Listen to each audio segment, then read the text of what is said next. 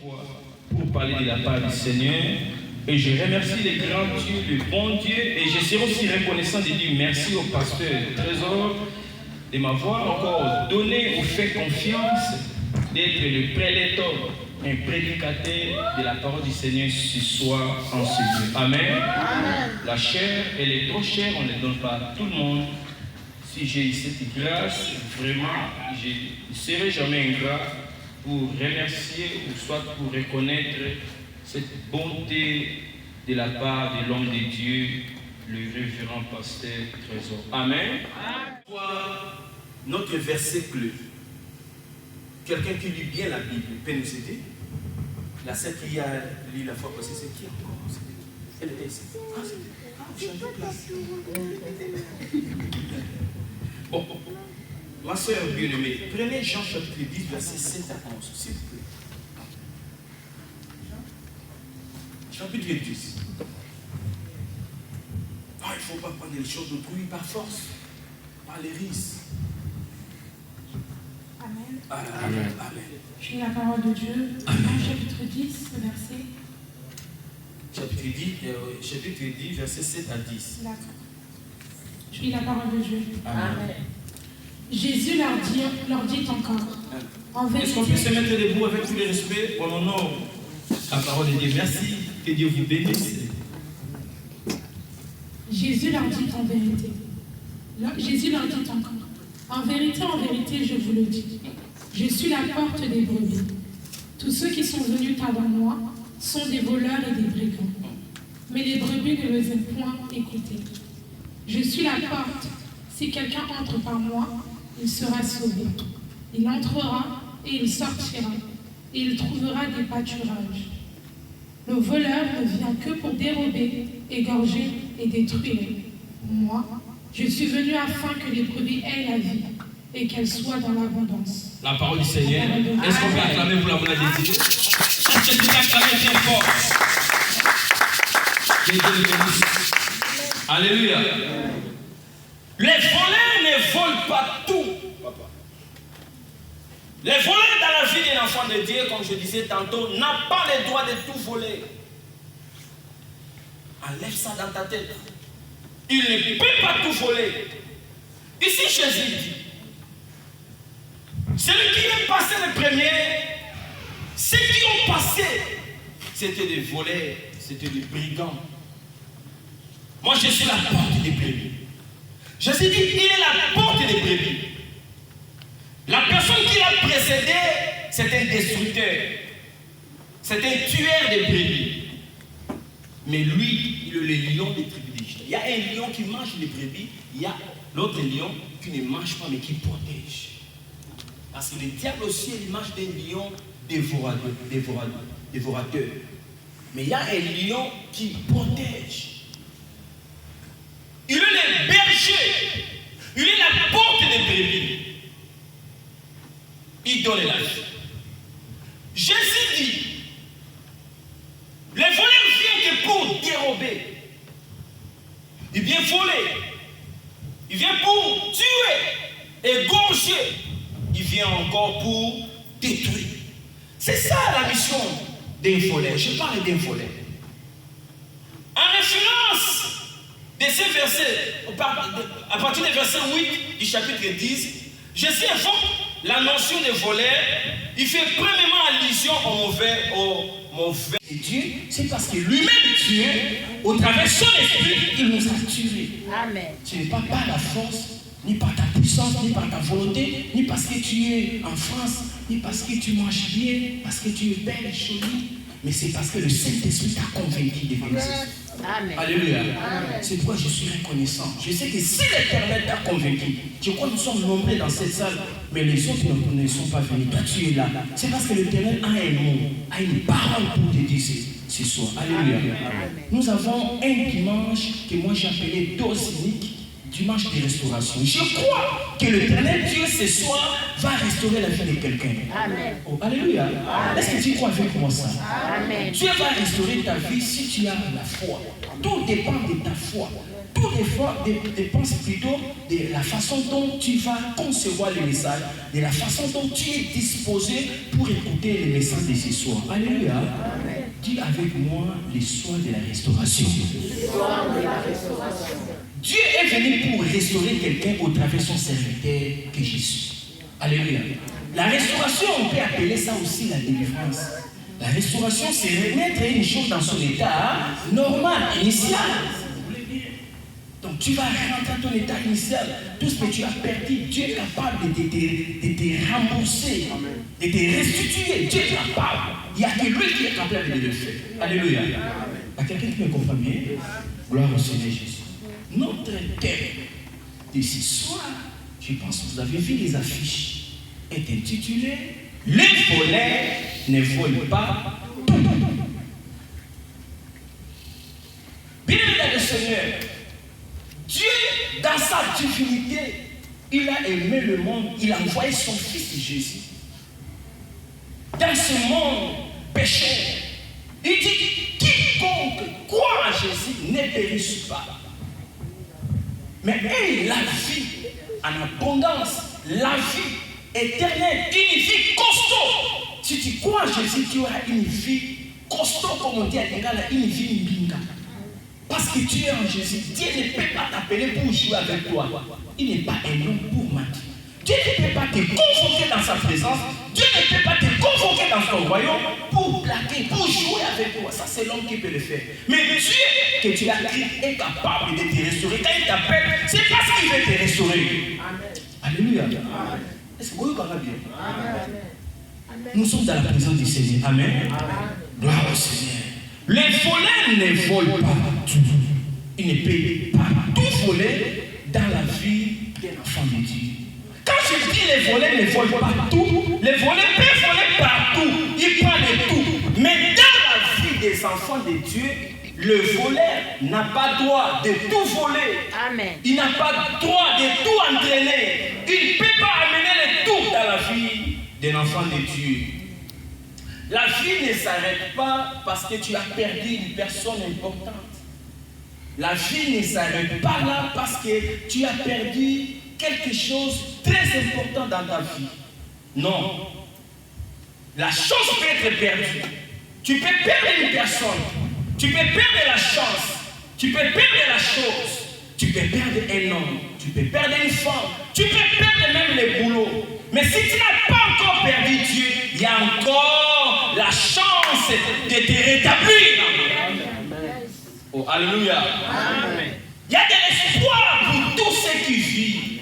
Il y a encore de l'espoir pour toi qui es vivant. Vaut mieux un chien vivant, papa. Vaut mieux un chien vivant qu'un lion mort. Un lion qui est déjà cadavre n'a pas d'importance, n'a pas d'utilité devant un chien vivant. Même devant un chiot.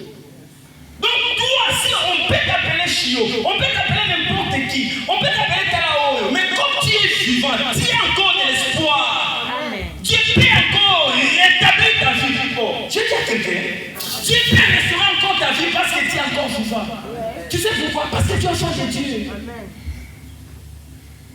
Ne te désespère pas. Parce que tu es encore vivant, parce que tu es encore là, Dieu a quelque chose de faire encore avec toi. Peut-être que tu allais être morte, mais si tu es vivante, c'est parce que Dieu sait, Dieu a quelque chose à faire. Observe ça bien. Il restera toujours quelque chose dans ta vie, afin qu'au travers de cette chose, l'Éternel te restaure. On peut tout prendre, on peut tout voler dans ta vie. Mais les voleurs vont toujours oublier quelque chose. Et au travers de cette chose-là, au travers de la chose que l'ennemi va oublier chez toi, c'est là où Dieu va encore te remonter. C'est là où Dieu, l'Éternel, va encore te booster pour avancer. Dieu va booster parce que tu as resté avec quelque chose. C'est pour ça que Dieu fait les choses pour confondre l'ennemi qui t'a volé. Il croit qu'il a tout pris. Il croit que pour toi c'est fini. Mais Dieu va démontrer sa grandeur dans ta vie au travers de cette chose que l'ennemi a oubliée. Alléluia. Amen. Perdre un être cher ou très cher, ou encore quelque chose d'importance dans la vie, ne signifie pas que tu as tout perdu. Ne signifie pas que tu as perdu la vie. Tu peux perdre quelque chose d'important, oui. C'est possible. La Bible dit, bien aimé dans le Seigneur. Vamos à la zame. Frère Kenny. Frère Kenny.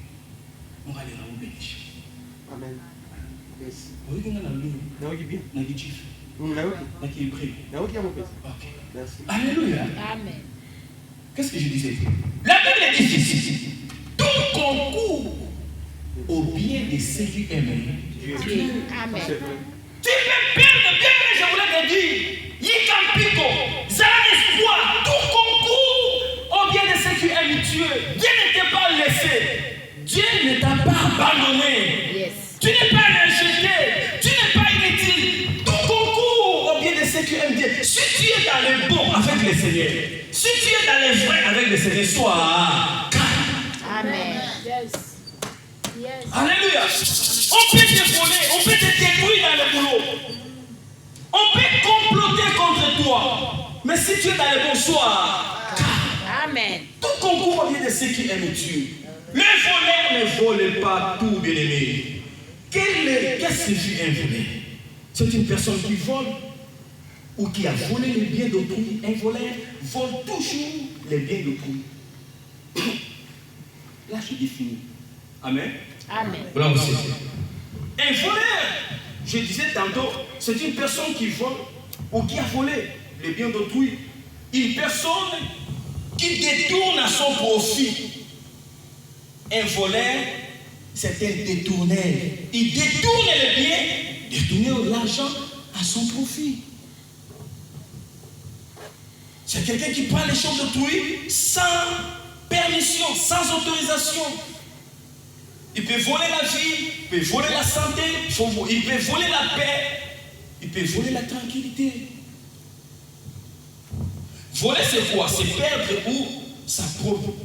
Ouais. C'est prendre plutôt. Voler signifie prendre ou s'approprier quelque chose qui est bien d'autrui par la ruse ou par la force. Un enfant de Dieu ne peut pas être un voleur. Prendre quelque chose par la ruse ou par la force. Non, nous devons attendre notre temps. Un enfant de Dieu ne peut pas être voleur. Attends. Chaque chose, comme la Bible dit dans le livre d'Ecclésiaste, chapitre 3, chaque chose a son temps. Il faut attendre ton temps, il ne faut pas voler. Il ne faut pas voler le mari d'autrui. Il faut pas voler la femme d'autrui. Hein? Mais ben, comme on dit, qui a. En portugais diz o que é teu, o que não é teu, não é teu. Não toca na coisa alheia. Ne touche pas aux choses d'autrui. Ce qui t'appartient est pour toi. Ce qui ne t'appartient pas, ne touche pas. Il ne faut pas obéir à la volonté du diable. Ne vole pas. Ne touche pas les choses d'autrui par force, par la ruse. Ça, c'est l'œuvre du diable. Sinon, tu vas accomplir la volonté du Dieu de Satan. Est-ce qu'on va acclamer pour la gloire de Dieu? Oh, nous sommes là, tu veux bien faire la Alléluia. Tu es malade. Tu vas guérir, ma fille. Jésus avec l'onction, Jésus avec la puissance, avec la grâce, il allait vers la maison de Jairus pour guérir sa fille qui avait 12 ans. En cours de route, la fille qui était malade, dépaysée, abandonnée, négligée, peut-être toi aussi c'est ton cas. Le diable n'avait pas tout volé dans sa vie. Le diable a oublié quoi? La foi.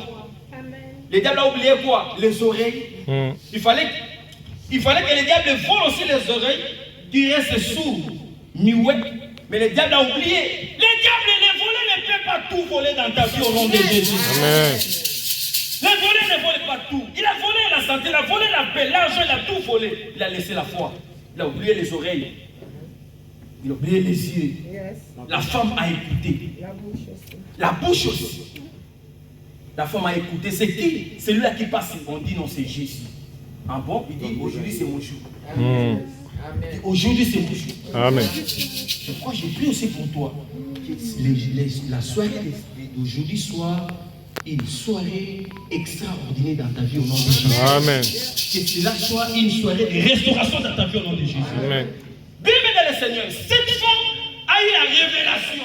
Bien-aimé dans la vie, il faut avoir la révélation des hommes. Amen. Ne vois pas seulement un homme qui est devant toi, non, c'est l'apôtre, non.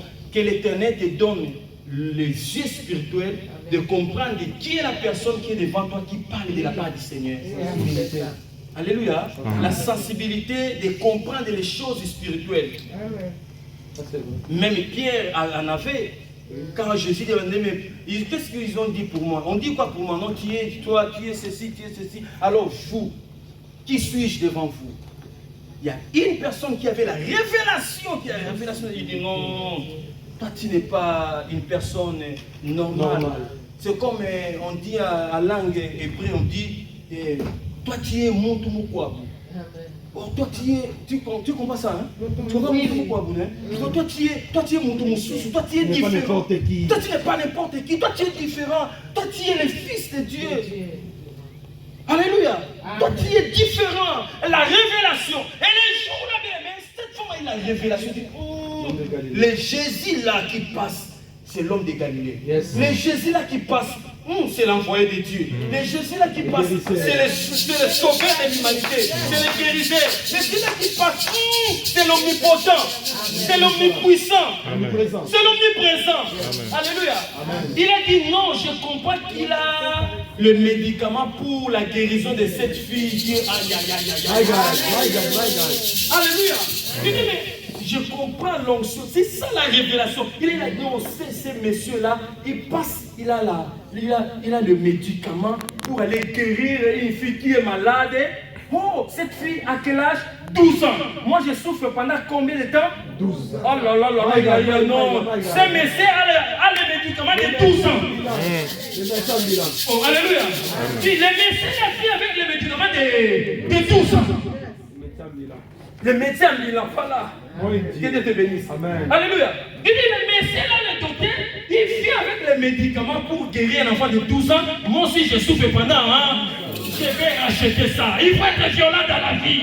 Alléluia. Je vais racheter. Bien aimé, racheter ta bénédiction. Comment on a le corps à mon sauté?